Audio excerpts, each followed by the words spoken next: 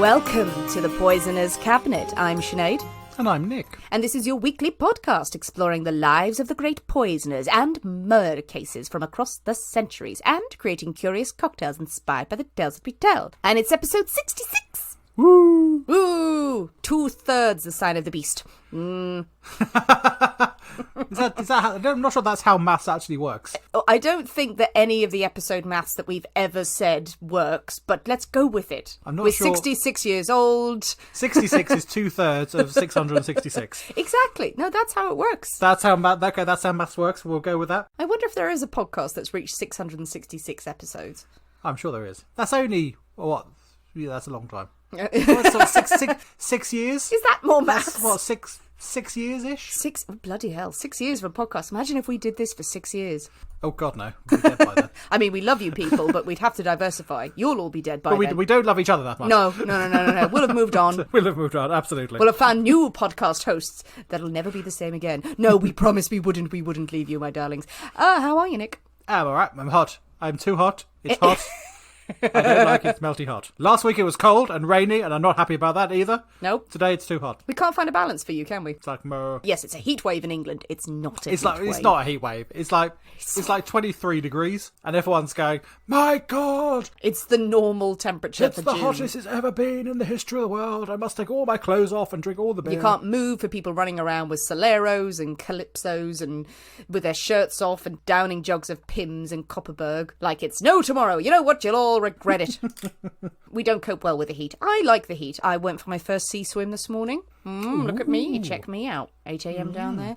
Got in and went, God, this is cold. Invigorating. Then had a great nap. It's been a great day. Invigorating as you were chased by crabs and oysters around Do Whitstable. oysters chase you? Yes, they do. Especially the Whitstable ones. They're vicious bastards. Famous for vicious bastards. We don't really know because you dredge them up from the seabed, don't you? But for all you know, in the sea, they're just after people constantly. They're just after people. Yeah. Absolutely. Oh, right. Well, any poisonings this week?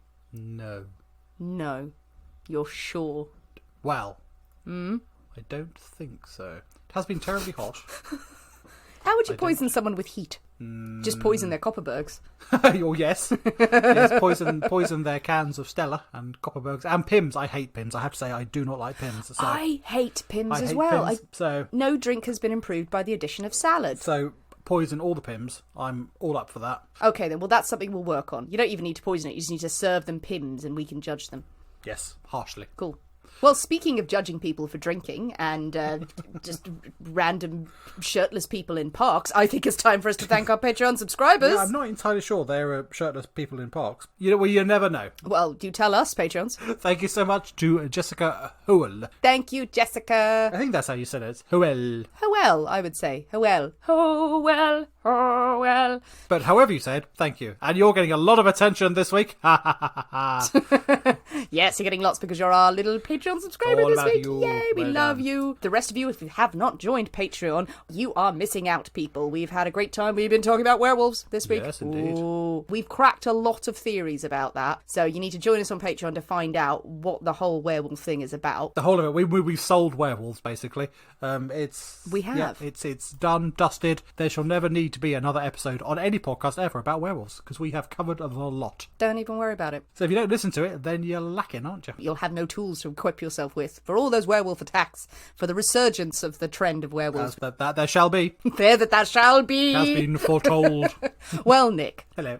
are you ready Nope. to drink cocktails and talk about poison?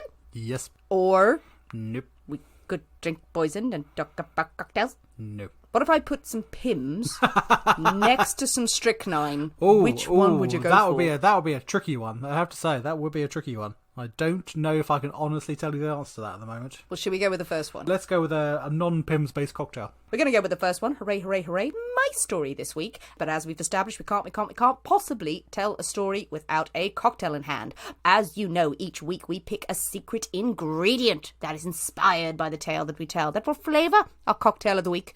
So my pick, and today's secret ingredient is walnuts. See, that's a good secret ingredient. It is, isn't it? Yeah, that's a good... I like that. It's a good, solid secret ingredient. It's an ingredient. As opposed to the other two that you suggested, essentially. Can I say what the other options were? Yes, you can. So we had toes. Toes was one ingredient, of which I'm not familiar, apart from that place in Canada that has a toe in a bottle of liquor. Yeah, see, there you go. Why don't you ring them up?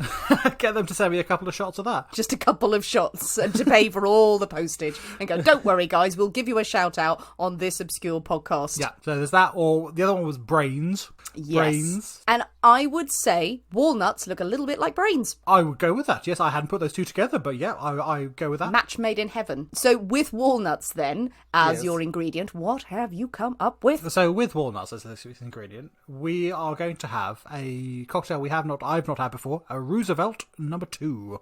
A Roosevelt number 2? A Roosevelt number 2. I don't know what the Roosevelt number 1 is like, but we're going to have a number 2. Oh, right. Is that like Teddy and FDR? I'm assuming it is named for some such reason, yes. Nice. Roosevelt number 2. Oh, it's like Troll 2. There is no Troll 1.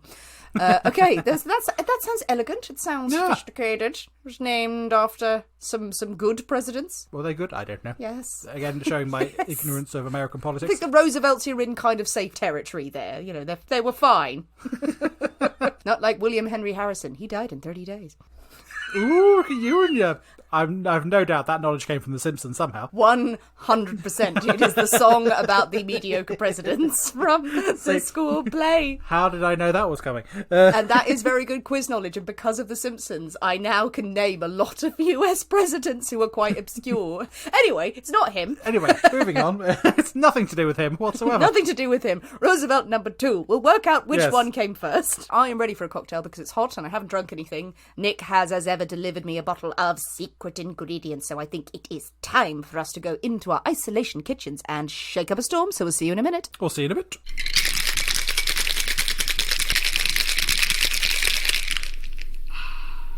And we're back. Hello. Roosevelt number 2. Roosevelt number 2. Now this is very, very, very brown. This is very, very dark. This is the brownest of all the brown drinks we've ever had. This is practically black. This is the brownest of brown things ever called brown.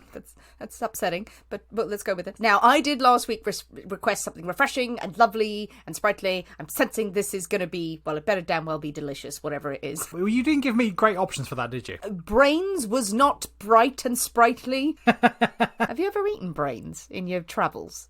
I have, actually. Oh my God, what? I have eaten calves' brains. Tell me the calf was dead. Yes, entirely cooked, not raw. It wasn't some sort of like random Hannibal Lecter thing going on there. Oh my God, what was it like? What were calf's brains like? Because it was cooked, so I didn't think they just carved it chewy and slightly rubbery.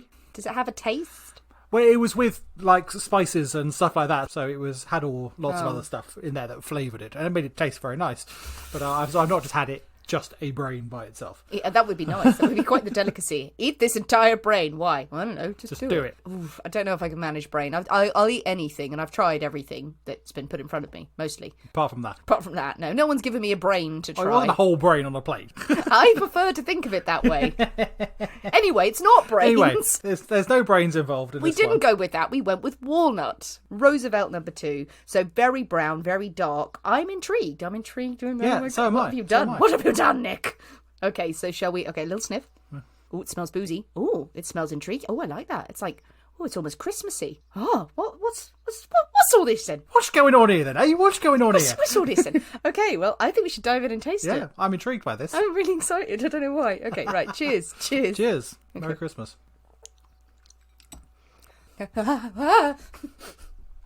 Oh, okay. That's strong. It's strong. Yeah, absolutely.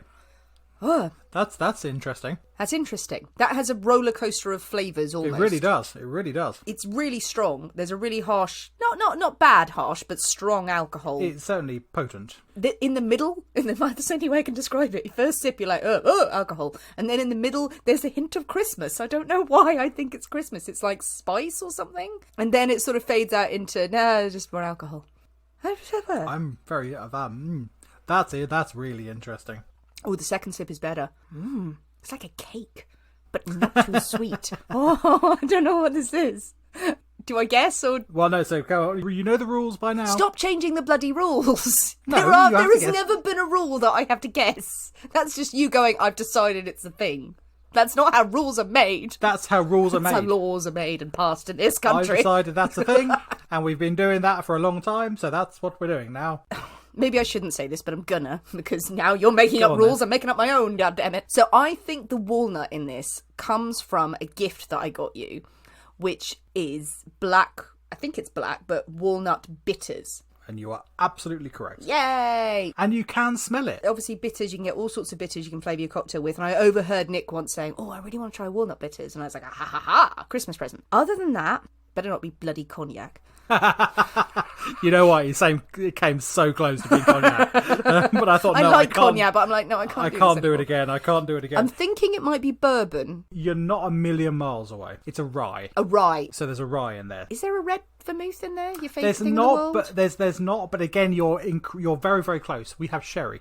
Ooh, sherry. We have quite a sweet, which I think maybe is where you're getting the spicy Christmassy thing from. That is, because I'm getting hints of the spice, the aromatics from the bitters, and sherry. And that goes in a cake, a Christmas yeah. cake. Okay, what else am I missing then? Angostura bitters as well. Oh, two So sets of bitters. two sets of bitters, and then then it's just rye, sherry, and bitters. Oh, bloody hell. Yes, that is strong. That's it. So yeah, I mean it's strong. I mean, There's a lot of it. We've had a run recently of really small, strong drinks. Next week, I am going to break out into something more citrusy and light. Need to get back to there again. Yes, we need to get to a long summery drinks. We've had a lot of brown. This is not a summery drink, but again, one for the cocktail aficionados. And I'm sorry to everyone who's going, God damn it, I have to buy walnut bitters. But it is really good. Good though. It is good. Yeah, I like it. I much prefer that to the cognac ones. Nothing against cognac, but they're almost too strong and they dominate the flavours. Whereas that, oh, it's complex. It's saucy. I like it. First time I've used the walnut bitters, and I'm really surprised how much of a difference it makes, how strongly it comes across. It's really tasty. From like 2 dashes, I did not think it would be quite as strong as it is, but it's lovely. I really like it. Yeah, I always worry that when I know what's in there, it's psychosomatic. Like the other week when I swore blind there was creme de cacao in it, and you went, no, there isn't. Oh, okay, whatever. That's a complex, that's a grown-up's cocktail. That is a good cocktail, that one. A few other people on the social mentioned there's a nocino or something. It's a walnut liqueur. Yes, there is. There are a few good cocktails you can make with that. I mean, you can make an old-fashioned with that, which I really want to try, but I couldn't get it in time, unfortunately. But it may be one that I buy just for the cabinet, because I think it'd be really interesting to have. Okay. Well, it's Roosevelt number 2, worthy of FDR himself. I did look it up. Excellent, well done. Wonderful. Well, with the Roosevelt number 2 firmly in hand. Sophisticated, delicious. Are you ready for a story? I would love a story. Yay, because you've drunk everything in your cabinet, I think. I'm feeling I have a warming thing going on. So either I'm going to shout a lot or I'll be asleep. Feel free to shout a lot. Don't fall asleep. It is a long one. Well, for a sophisticated drink, we have an intriguing story. Now, this was one hadn't heard of. Opened the internet and the internet exploded at me of just what the hell, where has this guy been all my life? Yes, today we are telling the tale of a criminal with one great big juicy brain, Nick. Wonder where that was going then. Okay. Not someone many people may have heard of today, but considered a gentleman killer and maybe one of the most intelligent serial killers in history. I am very intrigued. We are telling the tale of Edward Rulloff. I see. Now I feel foolish for not knowing who that is. Well, a lot of people don't know, but this is a big story. There are some excellent resources out there. Some people will already have heard of a couple of other podcasts that have covered this story, and I will recommend them at the end because there are amazing resources and stories to listen to. But here is our take on it. So the story of Edward Rulloff. So he was actually born John Edward Rulloffson in New Brunswick in Canada in 1819. Ooh. Okay. Family of German descent. I love the way you're just getting in with a ooh. The Rulloffson family appeared to be steady and comfortable. Edward's father died when he was young, but his mother was a big influence in his life. Very, very intelligent woman, incredibly intelligent, incredibly well-read. Education and intelligence are of the utmost importance to this family from day one. Edward and his 2 brothers would show great promise at school, particularly in languages. In Edward's case, the understanding, the study of language itself. And it was very important to the family to be well-read, to excel. Fair enough. I should note the school that they went to was pretty brutal, actually, in terms of the teaching, but the old punishments. I think many of them were at that point. I think there was a lot of beating and caning and Oh, a lot. guillotines and all that sort of thing going on. Guillotines? What? Very dramatic. They cut kids' heads Yep, off. absolutely. 3 late homeworks, off with the head. Exactly. Edward and his 2 brothers endured a lot of corporal punishment for the teachers. There was one incident where one of his younger brothers was beaten by the teacher with his own fists. He just literally was punching the kid to the ground. Nice. With savage beating. The teacher would later apologise. Well, that's all right then. Sorry. Sorry. These experiences, probably did stay with Edward for some time. But more than anything, Edward wants to become a respected academic. He's definitely bright. He shows promise. He wants to be a gentleman. At university, he would later say himself. But he runs into trouble in this area because his uncle, who was in charge of the family finances after his father has died, refuses to give him money for university tuition. In his opinion, he needs a practical trade. He needs to be out there working, none of this book malarkey. None of that reading nonsense. None of that. But without money, he cannot possibly go and have an academic career. And Edward is crestfallen, and this affects him deeply, and he is somewhat enraged, let's say, deep down, bubbling under. Fair enough. It means that in his late teens, he has to take on menial jobs in a dry goods store. My God, people who work in shops? Oh my God. Scum of the earth. Don't you work in a shop, Nick? Yeah, exactly, yeah. You're the scum of the earth. Yeah, that's me. You work at a giant dry goods store. It's very dry because it's all furniture, but they're goods. Apart from when the roof leaks, then they get damp. Why do you work there, Nick? Well, I'm not sitting under the drip. It's fine. It does make it sound like you work in a shed somewhere and you have a system of the rotor. Who's sitting under the drip today? Me. He works in a dry goods store with normal dry goods. Oddly enough, this dry goods store mysteriously catches on fire. Well, their goods are very dry. They are. What they needed is some wet goods to counteract the dry goods. I was going to say porridge on it. Why did I say porridge? The drip had leaked into the oats and there's porridge. No. The dry goods store catches fire several times. It catches fire once, the store is relocated. It catches fire again. The store is relocated. They keep moving it like 2 paces down the street. And when it's finally relocated, it doesn't catch fire again. Well done. But things go missing. Things are going missing. No one ever suspects Edward. Edward is a young, decent man. He is educated. He doesn't look crazy. He's not the type. It wasn't until he started strutting around wearing a suit made out of cloth that had been stolen from the store that eyebrows were raised. Yeah, I mean, that's not a good plan. If you're going to steal stuff, don't wear the stuff you've stolen to the shop you've stolen it from. Well, we can probably assume this is a bit of a 2 fingers up, that he was probably thinking he'd be caught for the arson. And I do imagine a real zoot suit in the 1800s for this. So Edward would be convicted of theft at age of 20, and he would spend 2 years in prison. Not a great start to life, but this is just minor in Edward's story. It's part of his life that most people don't even know about. On his release, he decides to ditch Canada. He's going to head to upstate New York, and he's going to use a new name. He was born John Rulloffson. He's going to be Edward Rulloff. Okay. He's in New York. He's going to leave his criminal past behind. He's going to have a new persona, a new life. He would wind up in Dryden, a very nice community in upstate New York. Lots of rural families, good, honest country folk. When he's there, he establishes himself as a school teacher and a botanical doctor.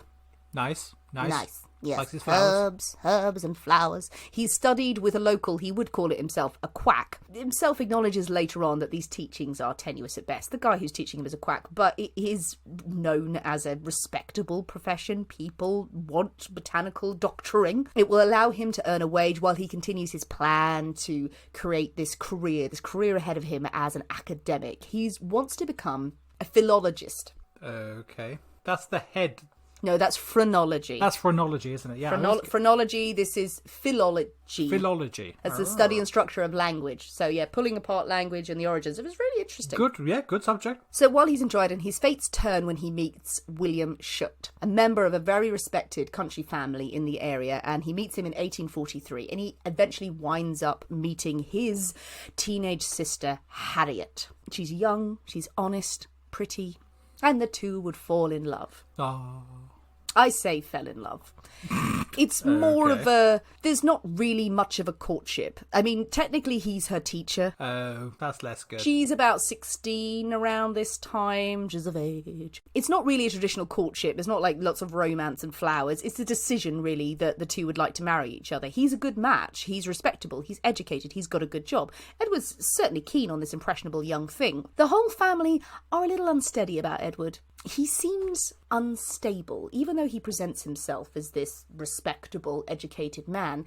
He's liable to change from being calm and passive to suddenly being very passionately furious and intense at the slightest imagined slight against him. That's not what you want. Fiercely jealous of any man who so much as looks at Harriet. And he makes disparaging, condescending remarks about the simple country family his fiancée has come from. Oh, no, none of that. No. And it's a big family, it's a close family. But Harriet wouldn't hear a word against it, and the family could not dissuade her from a match. You know what it's like if you're a teenager and you say, that boy's no good for you, we've got to run off to his place. Absolutely, yeah, well indeed, yeah. But I love him. He just needs me to help us get his shit together. I can fix him. Well, for Harriet, he's fixed up. This is exactly what she'd want. The family are able to ask for references on his character. Nice. They would like Edward to provide references. Edward refused, dreadfully offended. How dare they? Well, not a very good character then, I feel. Never get any character references. They never get any indication of where he has come from, anything of his past. Probably a good thing from his point of view. But there's little they can do if Harriet wants to wed him, and so the couple are married on New Year's Eve in 1834, a winter wedding on the Schutt farm. But even on the wedding day, we see signs of Edward's worrying levels of jealousy. Okay, it's your wedding day. People are going to congratulate you and the bride. Generally, that's what happens. He is quietly enraged anytime anyone comes near the bride. He's standing in the background, glaring at any man who goes near her. No.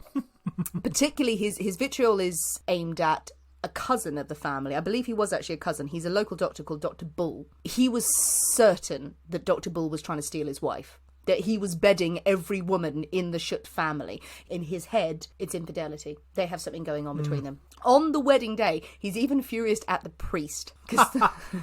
This man has issues. He does. And he's chastising Harriet quietly in the background. It's not a good start to a marriage. And Certainly not. It doesn't go any better. Edward's violent temperament emerges quickly. He begins beating his wife. He's chastising her. He's accusing her of planned infidelities. Eventually, he moves them away to another county, Lansing, in New York, citing that the whole Schutt family are a bad influence on her. But even after the move, he can't get them out of his head. He still remains unstable. Some of the lesser nasty things he does, but still beautifully dramatic. He would fly into a room where Harriet is, and he would dramatically pack a bag in front of her and announce that he was leaving and flounce out. But then he would come back again. Oh dear. I think she's just chopping vegetables, like, all right, mate. Yes, yeah, all right. Not this again. Yeah, he would also get her wedding dress and scrunch it up in front of her so she couldn't use it to marry Dr. Bull. This is a crazy man. He was obsessed with the idea she was going to run away with Dr. Bull. More distressing, Harriet's sister was present on one occasion where Edward, so controlling he was of his wife, he was watching her grind pepper with a pestle and mortar, and he was critical of it to the point where he took up the heavy pestle. He struck her in the face with it. She staggers back, shaken and angry. Edward is instantly apologetic, but this is just a taste of what is to come. He has some issues there, I feel. Yes. On another occasion, the couple are away on a boarding house on a vacation, and they are heard rowing loudly in their room over some slight that has happened with the family again. The landlady hears Harriet crying out that Edward is trying to force them both to drink poison. He says that this is going to put an end to their troubles, and he hit his wife so hard she fell to the floor. Oh, for fuck's sake. It's not a good sign. It's not a happy honeymoon. No, really not. No, and Harriet does nothing. What can she do? What can she do? She's not going to run away. She's going to stay with him. She's young, she's naive, she's Christian. She's not going to dishonour her marriage vows, and she wants to make this work. And soon after, the couple give birth to a baby girl, Priscilla, named for his mother. And this seems to create a small period of calm between the couple. Good. But not within the family. Edward continues to mutter about his hatred of the Shutt family, even to members of the family itself. There are a lot of testimonies from the Shutt family descendants. There's a lot of claims about the sort of stuff that he would say around them. Maybe you take it with a tiny pinch of salt, because how would anyone not turn around and punch him in the face? But he's vocal about Harriet's brother William conspiring against them. And maybe the Shutts are thinking, okay, melodramatic Edward, there's always someone who wants a bit of drama, or that they know we've got to tolerate this guy because he's Harriet's husband. But there maybe should have been more cause for concern when the family entrusted Edward to help care for sickly sister Amelia, William's wife, and their baby daughter Emile. Mother and child had been ill from some time with a nasty cough. Edward and Harriet come to visit the family, and the family ask for Edward's help as he is a botanical doctor. Can you help to treat Amelia and the baby? And Edward, of course, obliges and feeds Amelia and the baby girl some herbs from his medical, in inverted commas, bag. I'm sure it is a medical bag. Medical bag, absolutely. But far from being helpful, mother and daughter quickly deteriorate. There are reports of the baby convulsing after the medicine is given to her. And mother and baby die within 2 days of each other. Oh, wow. Yeah. That's speedy work. Now, Edward shows little remorse. He's very much of like, nah, people die. People die. Mothers and babies die. And they do. They do at that time. Family still do not suspect him of murder. Why not? I don't know. Yeah, we put two and two together, people.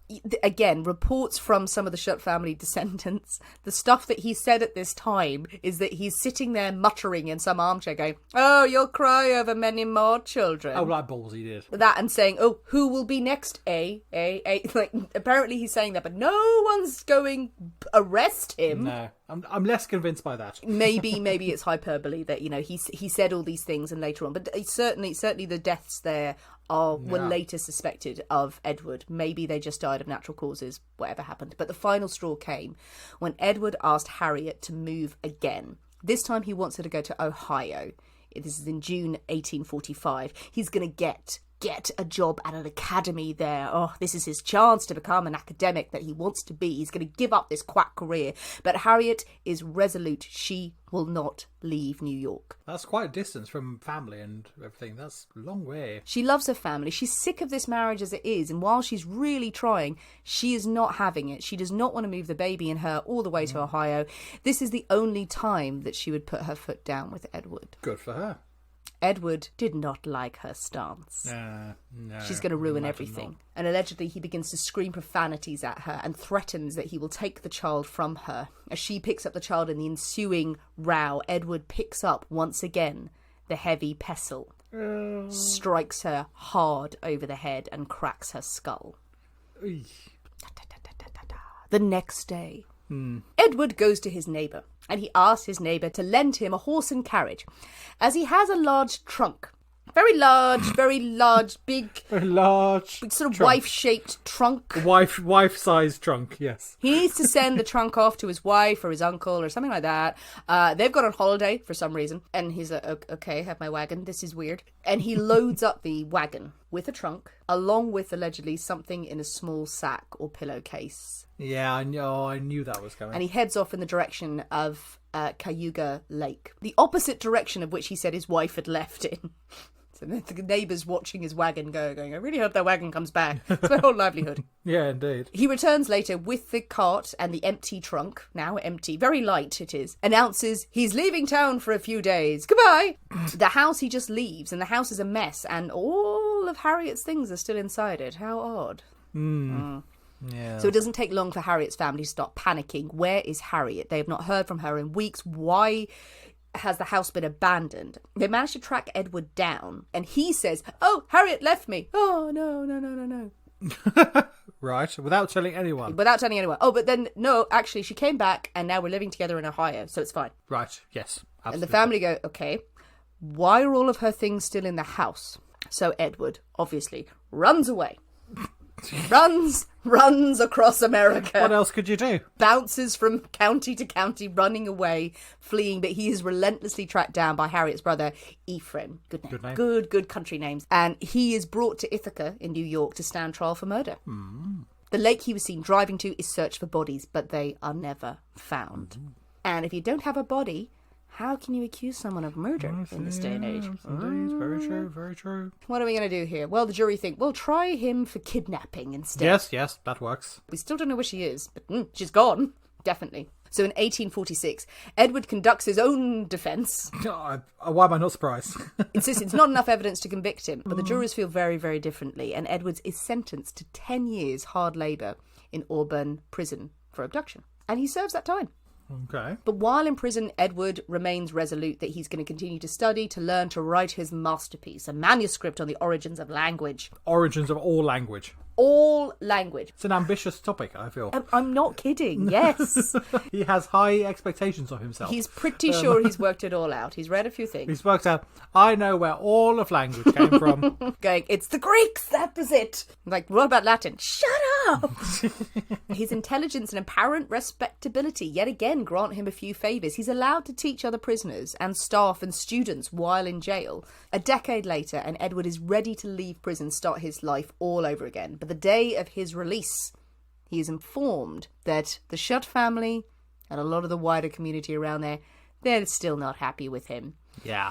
There's going to be another charge of murder brought to him, this time by the county. I think the first one was a local charge. Now they're going to try and do it through the county. A little bit complex, but he insists that's double jeopardy. You can't try me for the same thing twice. They said, fine, we'll try you for your daughter's murder instead. Nice.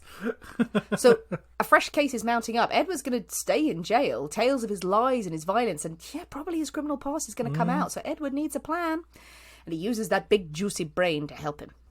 Okay. See, while he was in jail, when he was teaching all those people, didn't just throw that in there for colour. Oh, there was a point. He befriended the son of the county's undersheriff. I love an undersheriff. We've got undersheriffs. Yep, good. The on-toppy sheriff, he was big boots. He got far too fancy. He did. Ideas above his station. Absolutely. His hat's just got too big. He was just carrying it around. Look at me, I'm so fancy. And the son of the undersheriff is like, I want that hat. One day it'll be mine. The son is Albert Jarvis, and he has been taught by Edward. Edward's been teaching him Greek and Latin, which is essential stuff in a jail. Yes.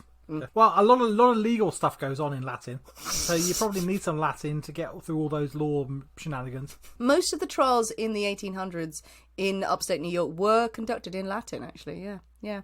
And a little bit of Greek thrown in there just to kind of throw them off their game. Shut up. You know what I mean. I know what you mean. I don't think you do. Edward also charmed Jarvis's mother, and such a positive effect he had on these two people that Edward was miraculously able to escape jail in 1857. We have a prison break on our hands. Well done. I say a prison break. He manages to slip his leg shackles and get through 8 locked gates. He definitely had help. Yeah, it's not so much a prison break as a prison let out, really, isn't it? Go, run free. Just go, look, I've opened all the doors, go. There's a postscript that I found really funny in this, is that they were like, how did he get out? And like, obviously, the undersheriff's son is going, I don't know. But a locksmith comes to the jail and shows the county how easy it is to pick the locks. And it must be so easy because the county instantly orders all the locks have to be changed. Nice. Yeah, you just need to push it, literally. Just tap it once and these things fly open. These are propped up by a stick. Edward obviously shares his plans with young Jarvis and his mother. He will be in touch, and off he goes. He disappears into the wilds of New York. He's hunted, of course. His reward ranges from $500 to $1,200. He's got a description. He's 5'10", 180 pounds, with a thick neck and a large head. Right. For the big juicy brain. Well, yeah, needs a big head to go in. Yes, he's dragging the head along as he goes. In a bag. He evades capture by using his big juicy brain. Maybe that was what was in the pillowcase when it was on the back of the wagon. We hope. Oh. Yeah. But he survived in the wilderness by eating lots of wild walnuts. He eats wild nuts in upstate New York, and I looked it up, and walnuts are native to upstate New York. Nice. I like it. We'll go with that. Well, another excuse to go to New York next year. To get all those walnuts. Hunt some walnuts. Indeed. It's not just walnuts he lives on. He does steal food from farms. No, just walnuts. Just walnuts. They were delicious. They were tasty. He made many a cocktail. He also lost 2 toes to frostbite in his travel. So there you have toes. There you have toes. The toes. Nice. Heads, walnuts, knees and toes. This is getting weird. Yep, it is. I know. Eventually he would reach Pennsylvania. I have to say it like that. Why did you have to say it It's like Transylvania, but Pennsylvania. Yes, where all the vampires come from, Pennsylvania. Yeah, they do. When he reaches Pennsylvania, he is calling himself James Nelson. At last, he's going to try and restart his life. He charms the staff at Jefferson College, and he's offered a professorship there. Oh my God, it's so close. But his past would catch up with him. Not how you might expect. Oh. He is contacted by Al Jarvis, the son of the undersheriff, the young lad who helped him escape. Oh, right, okay. Yeah. How he finds him, don't know. Maybe he shared his plans a little bit too much. But he says, me and my mother, we're destitute. You need to help me. Oh, yeah. I let you out. You're going to have to help me. So it was that Edward and Jarvis, while he's on the run, they team up and use robbery as a way to make ends meet. Now, this period of Edward's life, what follows is a series of petty crimes and arrests. And I'm going to skim over these details quickly because they really are a lot, but they are too fiddly and lengthy to cover in great detail here. Suffice it to say, you would get annoyed about how many times this man could have been put away for life and wasn't. He successfully appealed during this time against the second attempt at charging him with the murder of his daughter. That's just thrown out. Maybe he's smart enough to do it. He escapes justice on that front, but he does end up spending 2 years in Sing Sing prison. Hey, love Sing Sing.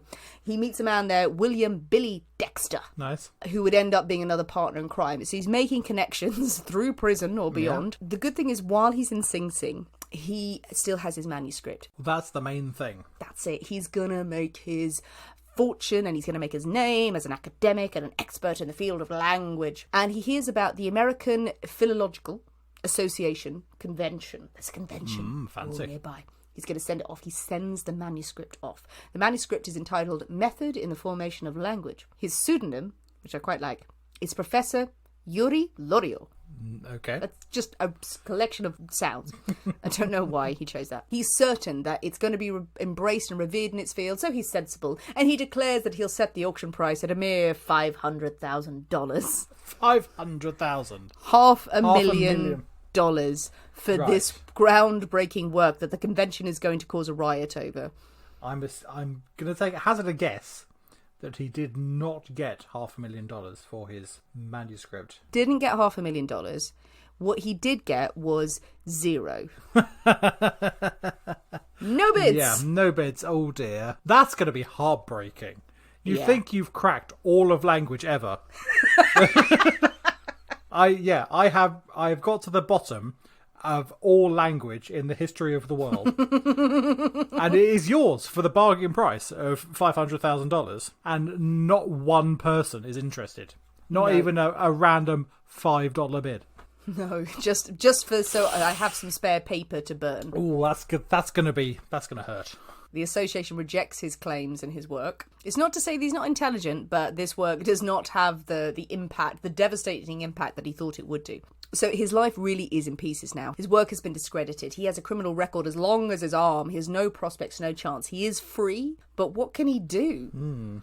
Can he carve out a respectable career? No. His old friend Dexter convinces him to rob a dry goods store. Ah, how the circle of life comes back. Oh, we always go back to dry goods. Dry goods. There's money in dry goods. Everyone's been saying, just get into dry goods. His uncle was right. Get into dry goods, just my import friend. pasta. You'll be fine. Exactly.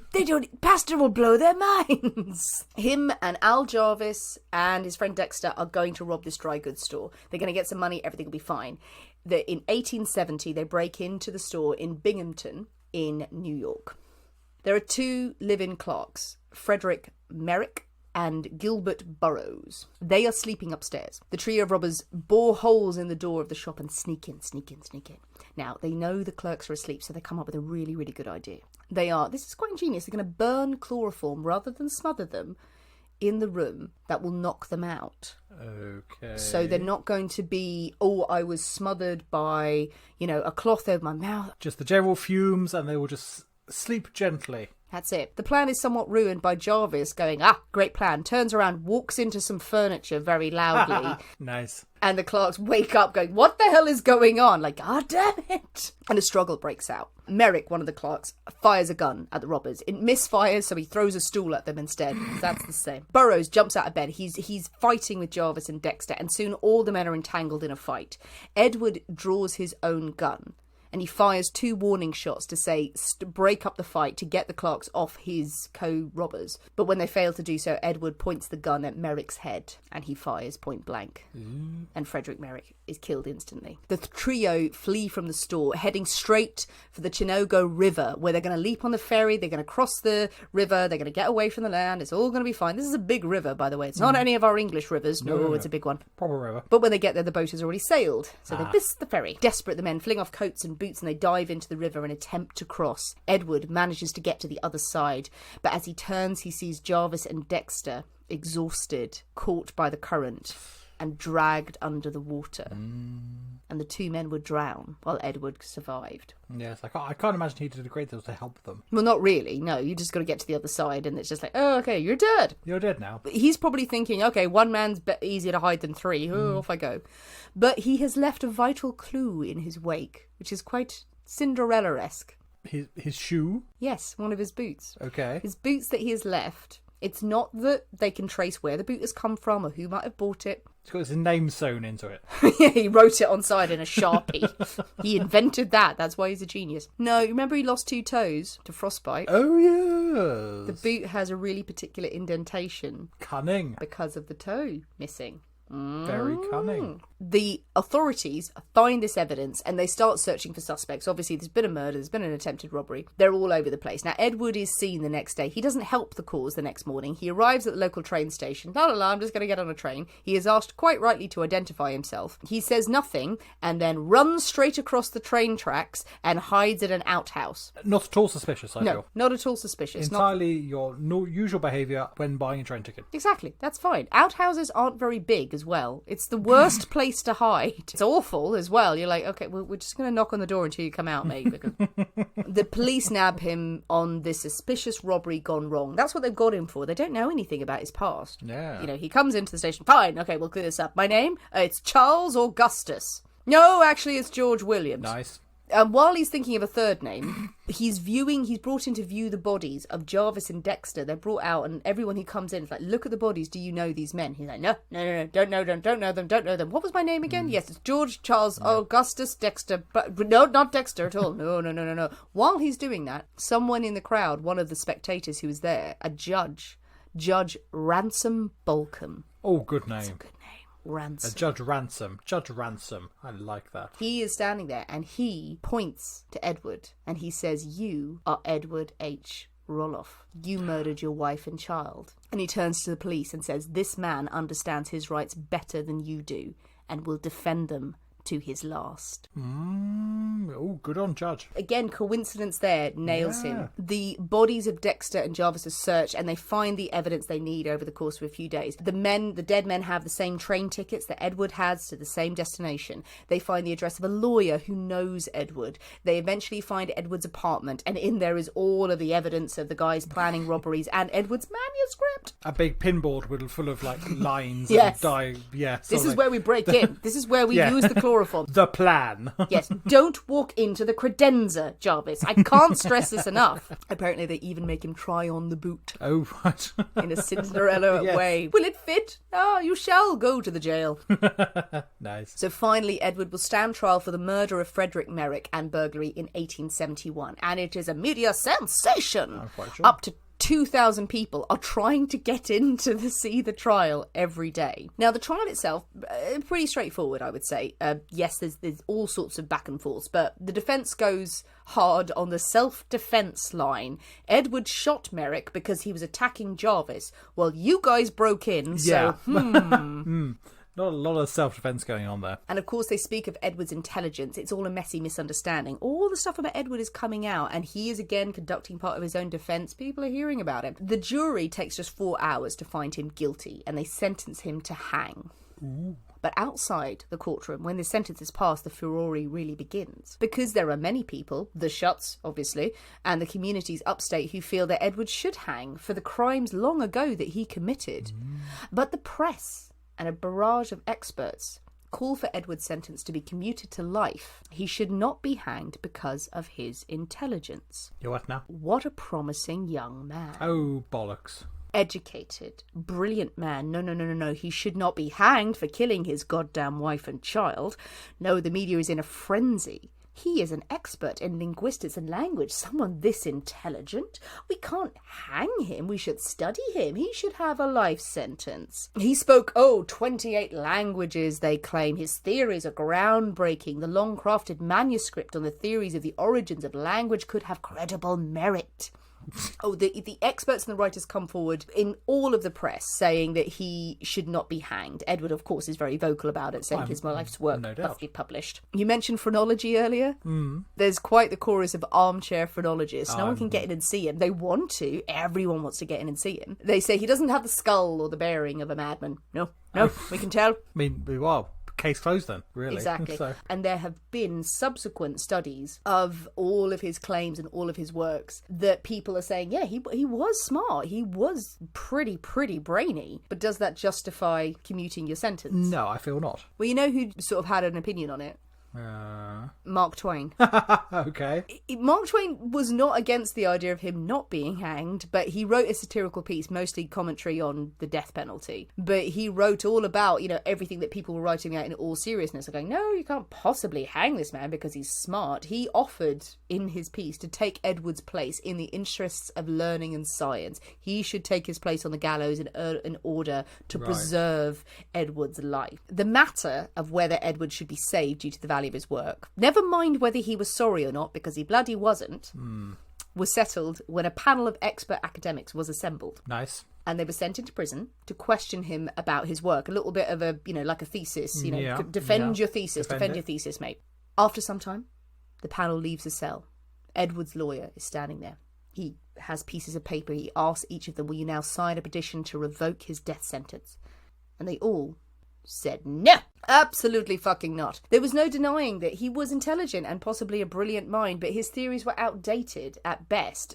Really, they were kind of foundless at worst. He was behind the times in terms of how teaching had progressed in the field. He was so arrogant that he thought his way of thinking was the best. You can't disregard the fact that he was smart, and he had some kind of fresh ideas, but he just had that kind of mind of, I am the greatest thing that's ever happened to this field of study. His manuscript in the end was worthless. Good. I'm glad. Nice little side note as well. When the verdict came in for the panel, the press now turn on Edward. Oh, he's no longer a genius, he's a fool. Yeah. Source of ridicule. And behind his back, his lawyer tries to arrange for a panel to declare him insane. So he has another panel turn up. Yeah, another panel turn up and he's like, right, is this for my Nobel Prize? Okay.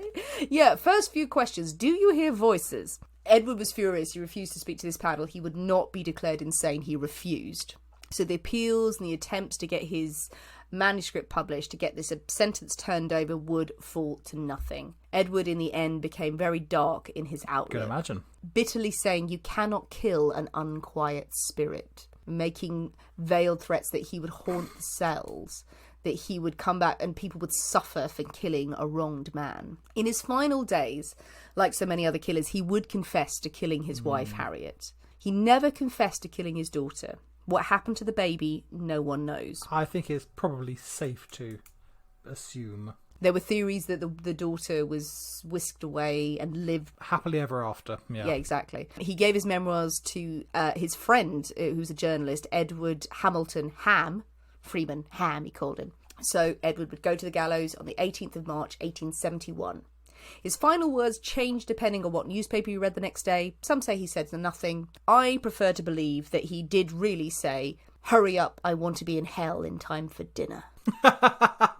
Oh, those are good last words. I like that. Oh, aren't they good? Aren't they good? Those are good. It's unlikely he said them, but loads of people reported, no, he definitely said that. But yeah, I'll go for that. When he fell, the neck snapped, but it did take about at least 10 minutes for the heart to stop.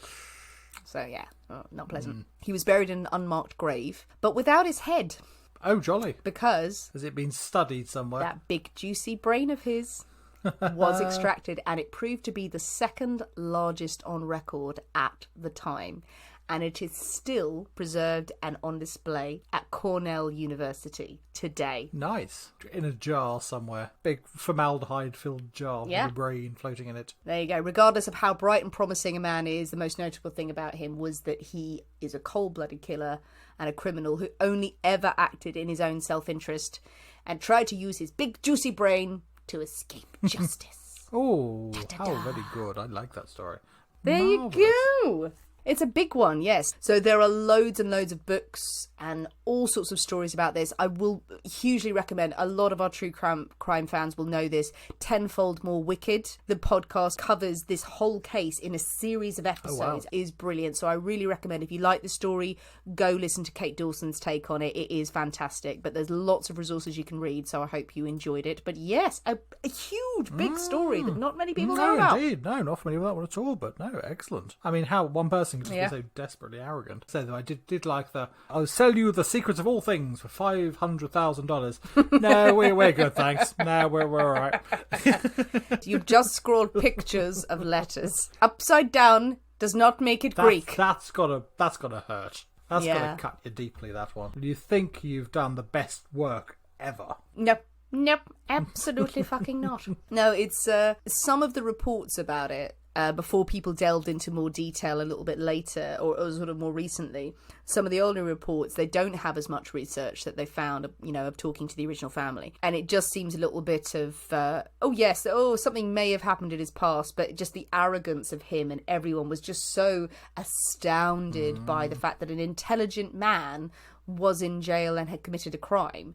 So it's a bit of, it's like if you see someone of the aristocracy has committed a crime. Surely not. Oh my goodness, that's a rare case. We can't kill them because we need to understand why that would happen. This is a gentleman. He's an intelligent man. He should know not to kill people. Yes, he fucking should. So should everyone, really. But well, really, you would hope. You would hope. His last words. I really hope they. They were excellent last words, I have to say. I have to remember those ones because I wrote them down somewhere because, that's what I'm going for. In case you're ever hanged, what? You can say that at any time, but like if you're delayed at the post office. Hurry up, I want to be in hell in time for dinner. Yes, stamps? Yes, give me the stamps. You can use that in many situations. I like it, as well as being on the gallows, but I think there are alternative scenarios. Use them, take the Absolutely. words and use them widely. Use them wisely. I will acknowledge that I've used the reference for a promising young man. This is a direct reference to, yes, there's been a lot of modern cases, some involving sexual assault. I'm not trying to make light of that. Just the idea that a man who is intelligent, he should not be punished for his crimes.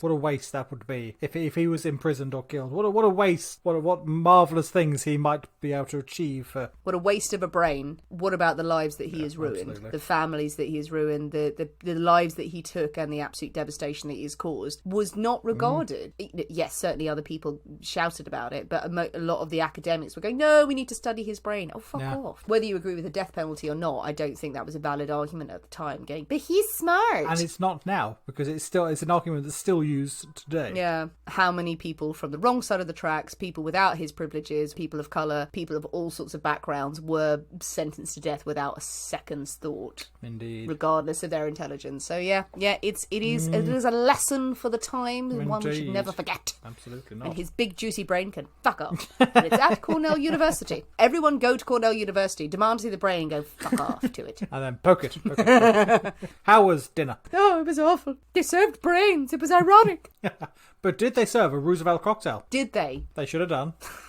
Well, the Roosevelt cocktail, resounding success. I like that. I sipped that merrily. No, that was a good one. What do you think, people? What do you think of the story of Edward Rulloff? Do you think... Oh, God, is there any merit in his story? I mean, we're really leaning on the side of no. Nope. But yeah, do you know the story? Do you know more legends and tales of this? Share your thoughts about it. Come and tell us about it. Do you think he should have eaten different kinds of nuts when he was on his travels? Expanded to berries, maybe. Maybe there was not the choice there. Maybe did he eat a calf's brain while running around and stealing from farms? Because you think he did. Some people don't think he was guilty. Do you think he wasn't guilty? He bloody was. Yeah, he really was. He really, really was. By all means, share your own manuscripts or theories about the origins of language. I mean, we all do it after a few white wines. Yeah, absolutely. We've nailed language at certain points, so do share your own theories and we will credit them and we will give you $500,000 if we are amused by them mildly. Sinead will. I won't. So if you haven't already, come and find us on Patreon for but $5 a month, £4.50. Come and talk to us anytime. Patreon is completely flexible, so you can dip in and out as you see fit. But there's loads of extra episodes on there, at least 46 extra episodes you could be accessing. Crazy not to. So talk to us if you need some more information. We're going to share some stuff on social media as well, but the British Podcast Awards are out, and some of you have been beautiful in nominating us for the Listener's Choice Awards. Do check out on social media. I will share some posts, but if you are minded and you have time to nominate us for any Listener Choice Awards for podcasts out there, please do so. We really, really appreciate it. It gets us a little bit more recognition. So we hope you can give the Roosevelt cocktail a go. It is very splendid. It's a potent one, but it's lovely. So do give it a go. Let us know what you think on the Instagram and the Facebook. Send us some pics of your concoctions. Or do you have an alternative nut-based beverage that would be good? I'm intrigued to try them, so let us know. And send pictures, because we love to see the pictures, and we will share them on our stories or wherever we access social media for that day. Thanks for listening, guys. We have been the people inside the Poisoner's Cabinet. We will see you next week. And remember, your loved ones are trying to kill you.